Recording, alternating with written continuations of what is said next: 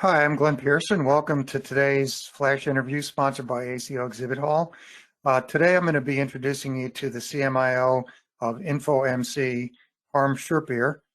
Before I do that, I just want to mention quickly that part of the reason I'm on this call is that I know a little bit about the healthcare world. I had a book come out about a year ago called Thriving in the Healthcare Market, Strategies from an Industry Insider for Selling Your Product. So I'll say a word about it at the end, but we're really here to find out more about InfoMC. And what they do is they optimize outcomes by using technology specifically for care coordination and care management. So they have a strong suite of products that they offer to people. So welcome, Harm. Glad to have you with us today. Thank you, Glenn.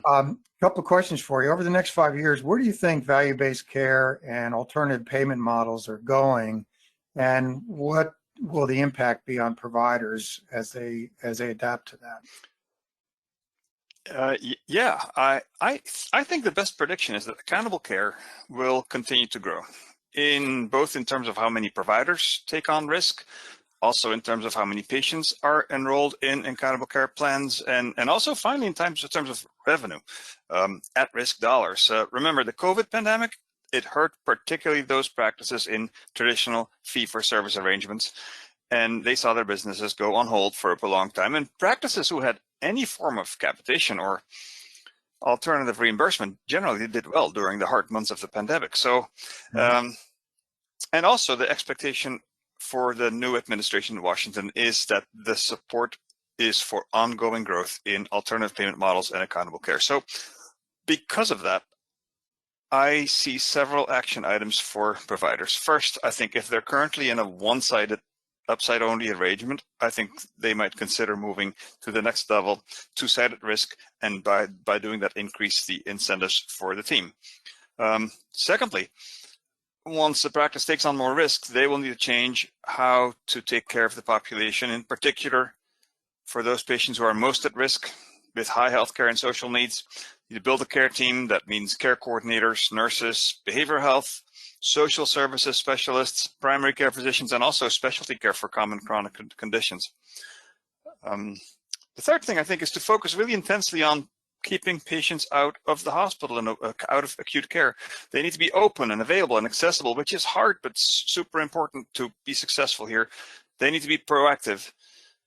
Don't wait for patients to call them, but engage with those patients who need it the most. And that requires a redesign of the way the practice works, specifically focused on team-based care.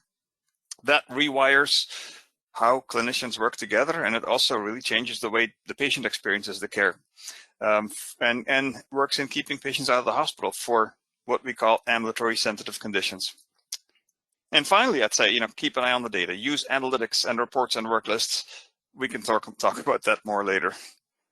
Okay, well, that's a big agenda you mentioned there. So, it is. I'm assuming you need a lot of IT infrastructure to support that. So what do you think an organization needs in order to be able to do everything you just mentioned? Yeah. That of course depends much on the type of practice and the type of health system, and whether they're large or small, or whether they're hospital centric or based around a physician practice. So there may not really be a general answer for all situations, but a couple of thoughts there. Practices will of course rely on their EHRs to capture the essential patient data and to identify the patients who are in need of most preventive care. That's a cornerstone.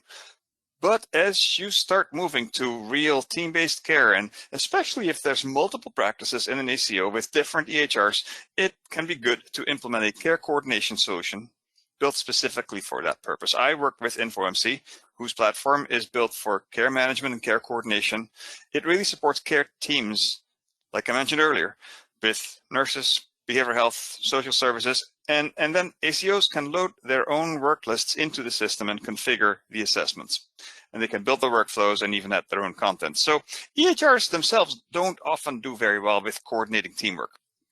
And adding to that, I see growing opportunities for interoperability with the wider adoption of FHIR, and also with the pressure coming from the 21st Century Cures Act, which is now going into effect, makes it just much more feasible to implement a care coordination system that really interacts and interoperates with one or multiple EHRs.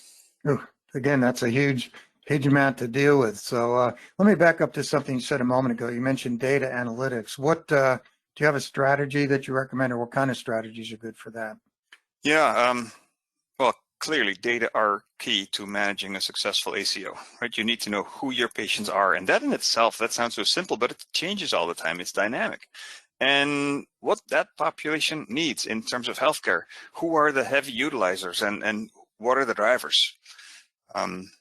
When does a patient need chronic care management? And when do I need behavioral health? And when do I need social terms of health? And to be fair, usually all three at the same time, right? These things go together.